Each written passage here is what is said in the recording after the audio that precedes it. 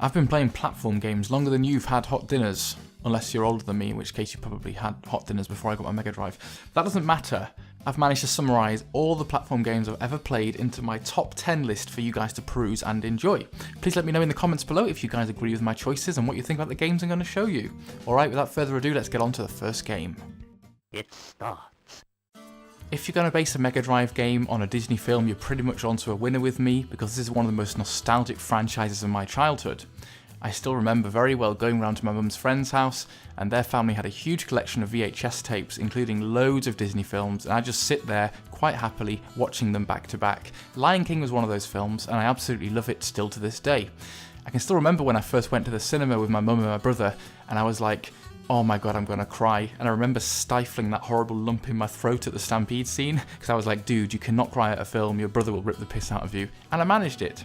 This game is beautiful, it really does capture the Disney aesthetic, but for all of its cuteness and its wonderful colours, it is brutally hard. As a kid, I could never really progress past the second stage, the one where you've got to get the monkeys to throw you in a certain pattern. I just could not get my head around it. As an adult, I've revisited it many times and I have got a lot further, but I've still never finished it because the later stages become very cheap and quite annoying. Nevertheless, don't let that tarnish what is otherwise a very good game. There's a lot of variety in the levels here. They capture the phases of the film really well, and there's multiple different approaches to the levels. Some of them are standard side-scrolling platformers, other ones are like the giraffe one where you got to get chucked around, but then the stampede scene is almost a cool 3D style level which really mixes things up, which is great. In one of the later stages you have to constantly keep moving or you get killed by falling rocks, which I thought was a little bit unpleasant, and it suffers from that standard Mega Drive thing of the games have to get really hard so you don't finish them too quickly because they couldn't fit an awful lot on the cartridge. However, if you look on the box of this game, it says it's got a 24 megabyte cartridge quite proudly. I wonder if they exploited that to make it look so damn delicious. Overall, this is one of the most beautiful Mega Drive games that I own, and one that takes me right back into that nostalgic feeling of being a kid in the 90s. Combining Mega Drive and Disney, as I said, you're always onto a winner with me. This one is well recommended. The next game is Klonoa Daughter Phantomile, and this is a game that slips under many people's radars, which is a real shame because it's very high quality. It was originally a PlayStation 1 game, but some years back it was re-released on the Nintendo Wii, and it's quite a collectible and well sought after Wii game. If you've not played this, I would strongly urge you to find a copy of either the original PlayStation 1 or the Wii one, because it's one of my favourite platformers. The main character is a very interesting looking creature. I can't exactly remember what kind of species he is, but he has these big floppy bunny ears. And the main mechanic of the game is that you grab onto other creatures and use those to improve your abilities, such as jumping higher and various other things like that. The game is 2.5D, which was quite popular back in the PlayStation days, and it really works very well. There are multiple branching paths that you can take which kind of spin the level around into various different viewpoints, and the whole experience is smooth and professional and very lovely looking. This is one of the nicest looking games on the Nintendo Wii, particularly out of the ones that aren't hand-drawn but are actually 3D rendered. Like any good platform game, it has lots of collectibles, including diamonds and little pieces of puzzles, and I found myself replaying some of the levels to try to get to those awkward places to find the extra collectibles. There is a funny story in the game, and the dialogue is kind of cheesy and a little bit naff, but I don't mind, it's kind of fun and very childlike. The boss battles are very challenging, they're particularly varied, and overall, although this is a game that's relatively recent to my collection, I keep on playing it and it's one that I keep telling people about who may have missed it in the past. I think I love it even more because of the fact it's relatively underrated, but if you look at the game here, I think it speaks for itself. It just looks absolutely lush. I think this game wouldn't look out of place on a modern system. Every now and then the Nintendo Wii struck the balance right and the games actually looked appropriate for that generation. Of course we got a lot of shovelware and a lot of games that looked very bad graphically, but this is one that you can hold up and say, look at what the Nintendo Wii can do when people put their minds to it. You should be able to find this one on eBay. It tends to go for around £40 if you're in England. To me, I think that's well worth the price, and I would strongly recommend that you check this one out. New Super Mario Bros. Here we have a really fun, really high quality game. I think the Nintendo Wii was crying out for a revisit to the 2D Mario games. Of course we had some incredible games like Mario Galaxy, but this was what I was craving. It was something that would remind me of the old 2D Mario games from my childhood. They added in a lot of really fun features, in particular the fact that you can have 4 people playing at the same time. If you ever get your friends round and have a go at that, it's absolutely hilarious. You end up competing for coins and knocking each other off and getting into all kinds of silliness, but I think it's really good that they paid attention to local co-op, which is something that I think modern games often miss out. Local co-op is what I did in my childhood, back with the PlayStation 1 days and the multi-tap, and that's the kind of thing that I really appreciate if developers put it in. Nintendo really nailed it with this game. It maintains a lot of the classic Mario gameplay, but it adds loads of new power-ups, including things like the spinny helicopter hat and the penguin suit. There's lots of mechanics to exploit and get used to, and there's also some motion controls that aren't overdone. I think they work really well. Particularly there's one where you can tilt your Wiimote to make girders go up and down, and I think that works very, very well. The game has a very nice old school difficulty. Sure, it eases you in the first few stages, but things really do heat up in the kitchen later on. The boss battles are weirdly easy, but it's actually the main platforming levels that are tough. I did try and sit down and play this one with Neve, but I found that having two people was just really distracting. We ended up killing each other more often than we helped each other. So it made me want to sit down and play on your own for a little while, just to get used to the levels before you jump into the chaos of multiplayer. One of the things that I particularly like about this game is if you've got a hacked Wii, there have been lots of homebrew additions to it that you can play. These have been made by the newer team, and they add whole new campaigns to the game with new graphical themes, new mechanics, and just a whole new challenge and a lot of levels to explore. This has added on a huge amount of value to this game. So if you are into hacking your Wii, you end up with a really, really good game that has so much more to it than you'd initially realise. But even if you don't, I think this game has a lot of content with multiple worlds to explore, and hey, it's old school Mario. This game has kicked off quite a long running series with the games on the Wii U, and now the re-release of the Wii U games on the Switch. Looking at those games, I don't think they look all that different to this, and I'm quite happy playing this original one, which is the one that I came to back in the day, and that I still love playing now. It's excellent in single player, and it's chaos and hilarity in multiplayer, and it's well worth revisiting if you missed this one somehow back in the day. I'm really sorry guys, but there's an awful lot of Disney in this list. What can I say, I was a kid of the 90s. Sega knew when they were onto a good thing, and many of the Disney platformers made it into my favourite games of all time. Aladdin is another one, just like The Lion King, that really captures the film incredibly well, particularly in terms of the music. Aladdin had some of my favourite Disney songs in it, and you'll find yourself humming along to the tunes as you play through the levels. One of the things that I think is so fun about this game is it captures the tongue-in-cheek silliness of the film. You have the genie in here, you have silly things like being able to cut people's belts and see their pants fall down, and the game doesn't take itself too seriously. Kind of similar to The Lion King in a way that it's a colourful game that appears very cartoonish and childlike, but again it has a lot of challenge in the later stages. I do remember the particularly tough levels being the ones on the magic carpet when you've got to choose a path very quickly, and the final level with the last level boss. These levels can become incredibly difficult. However, once you know what you're doing, you realise that you can buy lives with the collectibles, and also with the bonus games you can get access to more and more continues and things like that. So with repeated playthroughs, you find yourself eventually getting there with a huge stash of lives and continues.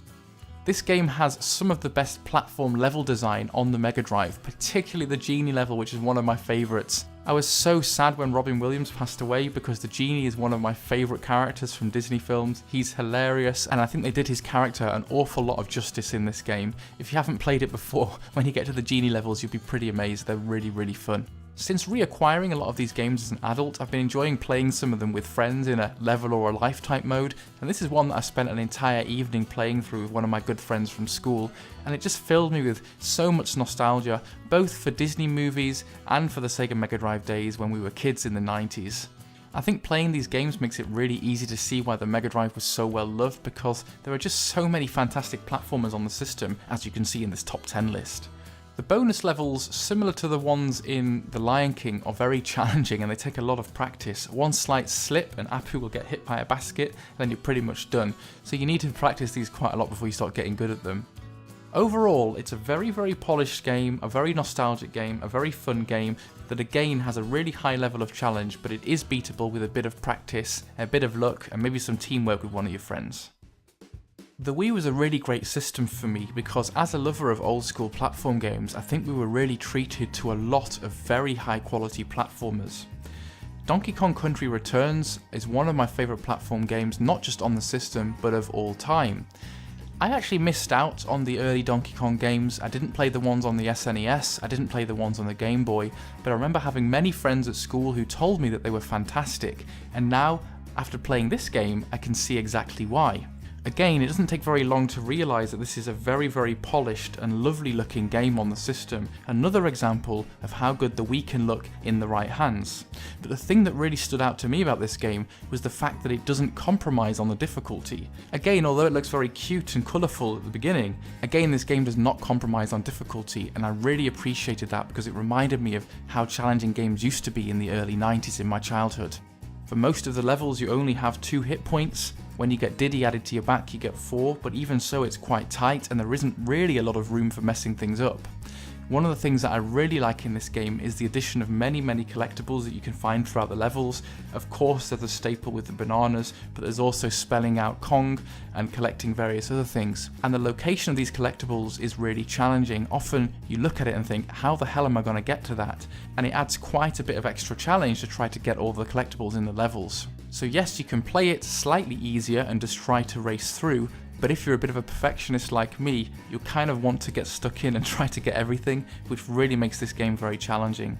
In some of the levels, there are lots of fast-paced platforming areas, things like falling platforms and falling columns which will crush you to death, and it can just border on nearly being frustrating, but to me the difficulty balance is perfect, because with a bit of perseverance you usually get through the levels, and to me that's perfect level design. Not so easy that it just rolls over and lets you get through, but not so challenging that you end up screaming and throwing your Wiimote out of the window. The game controls exclusively using the Wiimote, which sometimes can be a bit frustrating. Thankfully they don't overly emphasise the Wii motion controls on this. There is a little bit of Wiimote waggling to bash the floor and things, but for the most part it's very smooth, very well controlled and very responsive. Unlike New Super Mario Bros. Where the bosses seem weirdly easy, the bosses in this one are very challenging and I die multiple times when I first encounter them. I know there have been future games in the series like Tropical Freeze on the Wii U, etc, but this is the only one that I've got and I'm really pleased with it. If you somehow missed out on this one and you have a Wii, again it's another one well worth revisiting because you'll be pleasantly surprised by the challenge of the levels. More Mega Drive, what can I say? I'm really sorry. I just love the Mega Drive and so many of my favourite platformers are on this system. When I got my first Mega Drive when I was a kid back in primary school, my parents got me the original Sonic game and they also got me Castle of Illusion starring Mickey Mouse. And I really took to this game immediately. I played it initially on the easy setting on Christmas Day, then eventually managed to play it on the normal mode, and as an adult I've revisited it and managed to beat it, something I never managed as a kid. This is a beautiful game that again really captures a Disney aesthetic. You play as Mickey Mouse, travelling through this gigantic house, opening up doors that reveal the way to multiple different mysterious worlds, and again all of the levels have a really distinct, beautiful aesthetic. Of course the aim of the game is to save Minnie the Mouse, who's been captured by Mizrabel the Witch, and you do this by collecting emeralds which are released from killing the bosses. The development team really did put a lot of effort into making the worlds very distinct. You start out in the creepy forest, but you've got some really interesting levels, in particular the toy box, the library, and the level made of cake, and of course the obligatory mechanical level inside the clock. The game controls very tightly, and it has this mechanic where you press the jump button twice to land on things with Mickey's bum. You also have collectibles that you can throw at enemies like apples and gems, and the boss fights are really engaging. I remember having a lot of trouble with some of them as a kid. In particular there's a Jack-in-the-Box one that throws out these fists against you. Not so tough as an adult, but as a kid I really struggled with it. This is a game that you can play through once you know what you're doing in about 30 to 40 minutes, and I have completed it multiple times. I do enjoy playing it just to relax, just to take me back to that nice place when I was younger. It is actually part of a series because there's a Master System version which again is very good, and there's also World of Illusion, and you get to play as Mickey and Donald in that one, which is fantastic as well. But I've gone for Castle of Illusion because it was the original game that I played on the Mega Drive, and it's one that I still play over and over again to this day as a kind of comfort thing. If you don't have a Mega Drive but you want to experience this game, it has been remade on the PlayStation 4 and the PC, and I think they did a really good job of respectfully updating it to the modern era. They've kept a lot of the same feel as the original game, but it looks a lot nicer, it's been polished, and there's a little bit of extra content in there and collectibles, and the bosses are obviously in 3D now. I've played through both and I do still prefer the original, but the remake is really good as well. I've also got a 3DS game which I think was the most recent game in the series, which is also very good. All well worth checking out, all full of nostalgia, all full of that good Disney stuff. Okay, I promise you this is the last Mega Drive game in the list. It's Sonic the Hedgehog 2. This couldn't be a platform game list without a Sonic the Hedgehog title in it. Now Sonic 1 is the more nostalgic game for me because of the Green Hill Zone and that first level that reminds me so much of being a kid and that's inextricably connected to my first Mega Drive. But I think overall, objectively, Sonic the Hedgehog 2 is the better game. In particular, the level design is far, far better. The funny thing about Sonic the Hedgehog 1 is that people get the impression that it's a game that's about speed because of the Green Hill Zone, but actually when you get to things like the Marble Zone, it's actually a really slow game that can at times feel a little bit dragging. Don't get me wrong, the first game is an absolute classic and it's led on to some absolutely incredible follow-on games in the future, but I think that the level design and the gameplay has actually been superseded by number 2. The thing that I love the most about this game probably is the Chemical Plant Zone, which really monopolised on the feeling of speed that Sonic had over Mario. If you've played those levels, you'll know that you fly around at breakneck speed, bouncing off bumpers and whizzing into tubes, and it just feels incredibly fast-paced. It was exhilarating as a kid and it still looks incredible to this day. The nice thing about this game as well is that the stages are shorter, so there are only 2 levels before the boss rather than 3, and it means that you churn through the zones a bit faster and it keeps things moving. Some of the levels on this game are absolutely incredible, including being knocked around in the pinball machine to try and kill Dr. Robotnik, and the one where you're flying on top of Tails' plane. That level has some of my favourite music from the game in it, and actually I did a guitar cover of that a few years back. I think if you asked most people what are your favourite platform games on the Mega Drive, they would have to pick one of the Sonic games. I don't have much experience of Sonic 3, I did have Sonic and Knuckles as a kid and I really enjoyed that. And one of the cool things about this game is it can plug into Sonic and Knuckles and you can play the game as Knuckles. That was something that I thought was amazing back in the day. You had this big tower of cartridges poking out of your Mega Drive. The bonus stages in the original Sonic were really tough. You were kind of bouncing around in that cube maze, trying not to hit into the stop areas. I think the bonus stages on this one are much more fun. You're running along in an almost 3D setting with Tails behind you trying to collect the rings. Again, that's much more fast-paced and more in fitting with who I think Sonic is. So yeah, you could probably pick any Sonic game you wanted to and say it's incredible, but for me, Sonic 2 is the one that I think is the better of the Mega Drive games. Super Mario Land is pure, undiluted nostalgia for me. This was my first introduction to Super Mario. I remember I used to go around to my cousin's house, particularly around Christmas time, and he had an original grey Game Boy, and he had this game, and I remember watching him play it over his shoulder and thinking, this is incredible, and in particular the music. The original Game Boy had some incredible music. I mean, everybody knows how Tetris sounded, and I think that the way this game sounds is equally iconic and instantly recognisable. Not long after first encountering this, my grandma got me a Christmas present which was an original limited edition yellow Game Boy, and it came with Super Mario Land 1 and 2, and I played this game to death. I can remember going to visit her house at summer and spending long days playing through it, and finally getting to that last stage and thinking, oh my god, I'm so stressed, will I ever manage to beat this? With a little bit of practice, it's actually a very easy game to run through and you can actually get through it in about 30 minutes, and that's something that I do quite often to let off steam. As I mentioned before, there are some games that you play for comfort, ones that aren't particularly challenging to you because you're so familiar with them, but you play just to relax, and this is one of those games. It's a game that I'll never get tired of. I can play it through over and over again and enjoy myself equally every time. It's funny because this game has had mixed responses. The true Mario fans think it's a bit of an oddity because it features enemies and things that aren't in any other Mario games. It also has some very interesting mechanics. In particular, there are shoot 'em up levels. There's the level in the plane and the level underwater in the submarine, and I always just thought that was really cool, again for mixing things up very nicely. The bosses in this game are a complete walk in the park. You can jump over most of them, but that's not the point. It's still very difficult because of the platforming in between them. One of the things that I really liked about this game is the fact that at the end of the levels there's a little challenge. If you can get up to the top door, you get to play the minigame and add more and more lives to your stash if you're good at it. And that end bit gets increasingly difficult. Sometimes it's jumping on falling platforms or riding on boulders to get to it, and that's a nice little extra element of challenge. One of the cool things I remember from my childhood as well is the secret areas. Yes, there are tunnels that you can go down in, which everybody knows about, but there are also areas above the level, particularly in the Egyptian zone, which can fly you through the level really quickly. I can remember at school thinking that was so cool when somebody showed me that. So sure, it's a relatively unusual Mario game, and it's quite easy to finish, but it has a permanent and important place in Mario's history, and in my particular gaming history as well. The second game improved things in many ways. It made the graphics a lot better, it added save points, it added a map with multiple branching paths. However, this is the one that's more nostalgic to me. This is the one that I come back to more often. It's just an incredible game that I'll always love. Oh my giddy aunt, you wouldn't believe the number of hours that I have sunk into Downwell. I first discovered this game about 1.5 years ago, and I played it almost constantly until I finally managed to beat it on the hardest mode and get the platinum. This game was pretty much made single-handedly by one guy, Moppin, and it's incredibly simple but utterly compelling. One of the things that I like about old school games is the fact that they focus purely on the tightness and challenge of the gameplay and don't have to worry about bloated story and cutscenes and all the other things that we have in modern games these days. This game puts you right into the action.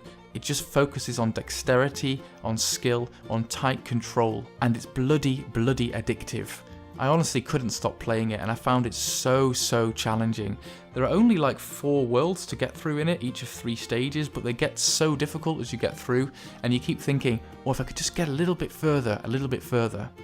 I did wonder if I could actually include this in this list, because I wasn't sure if it was pushing the rules a little bit for a platform game, but if you look on Wikipedia, it calls it a platform game, and as you can see, the main mechanic is jumping between platforms and landing on things. The premise is really simple. You're a guy falling down a well and you have gun boots. You can land on enemies to chain together attacks, and you can shoot downwards, and that is literally it. The more gems you collect, the more things you can buy in the stores if you find them, and also at the end of each level you get to add a power up. That is it. It's so basic, but it's designed in such a challenging way. It's randomly generated, so there's something new every time you play it, and it's one of those just a little more, just one more go types of games. If you somehow missed out on this, you really should check it out if you're a fan of old school platformers. Every time you play it, even if you die, you kind of feel like you are progressing further, because the gems that you've collected help you to buy new themes, so you can change the colour palettes. There are some Game Boy looking palettes, there are some garish pink ones, there are some that remind me of the Atari, and so that helps you to keep the gameplay looking a little bit varied if you're finding that you're struggling. There are also multiple different gameplay styles you can select. There's a bolder character who has more health but less option of power-ups, there's one that's floaty. You can find different styles to suit your gameplay. The last level boss in this game is one of the hardest bosses I've ever played. I remember feeling so stressed when I got to it. I could feel my heart rate going up with the adrenaline. Once you finally beat him though, you unlock a hard mode, which is what you're seeing here. So don't feel too daunted, because this is a bit more difficult than the game actually looks when you first play it. The hard mode added a whole extra level of challenge that took me many months to get through. But that feeling of satisfaction and triumph over the game when you finally beat it is absolutely unparalleled. I really can't speak highly enough of this game, and I think I only paid a couple of quid for it, so it's well worth picking up if it looks interesting to you. I'm pretty sure you can find this on Steam or on the PlayStation 4, on the PlayStation Vita, on multiple different systems, so it's well worth checking it out.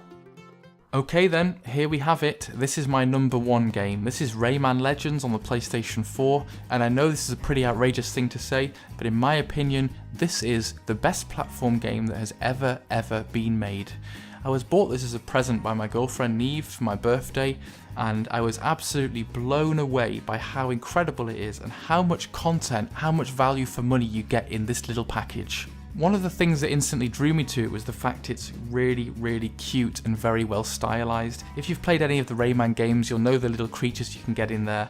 You can play as so many different characters in this, and the thing that kept me coming back to it was the number of unlockables. There are so many things to collect and unlock and achieve that it just keeps you coming back for that little bit more. You want to keep playing and find out what extra content there is. Believe me, there is an incredible amount of content here. You've got multiple worlds. Each world unlocks a challenge level once you get a certain score in it, and then you also unlock the classic levels from old Raymans of past, which is really fun. There is just so much to keep doing. The thing that struck me the most is how incredible the level design is. It really moves so smoothly, it controls so responsively, and there's so much variety in terms of how the levels play out. As you can see from some of this footage, there are ones where the levels are constantly moving, you have to run off walls, you have to jump over zip wires. There's just so much to keep you into it, and there are 3 important collectibles to get per level, and you can so easily miss them, and you have to go back and backtrack and try and find where they were. The other thing that really impressed me was how incredible the online gameplay is for this game. After I'd played through absolutely everything and unlocked everything I could, to get the platinum trophy I then had to play the online challenges. Every single day there is a new challenge for this game, and you play it competing against people around the world, and you unlock different trophies depending on how you rank. I thought it was really fantastic that there was so much content that regenerates every single day with different challenges. To get the platinum trophy, I think I had to play the challenges every single day for something like 3 or 4 months. That goes to show you how much I loved this game. As I mentioned with New Super Mario Bros, one of the things I really appreciate is couch co-op, and this game has fantastic couch co-op with up to 4 players again. It was really nice playing through some of the levels with Neve. We'd kick back together and just enjoy ourselves and have an awful lot of fun. The thing that I enjoyed most about this game that had me absolutely belly laughing at it was the musical levels. There are levels that are synchronized to various songs. I don't think I need to say much more about this game. I think I'm just going to leave you with a little bit of Black Betty. Take care guys, and I'll speak to you all soon. Bye.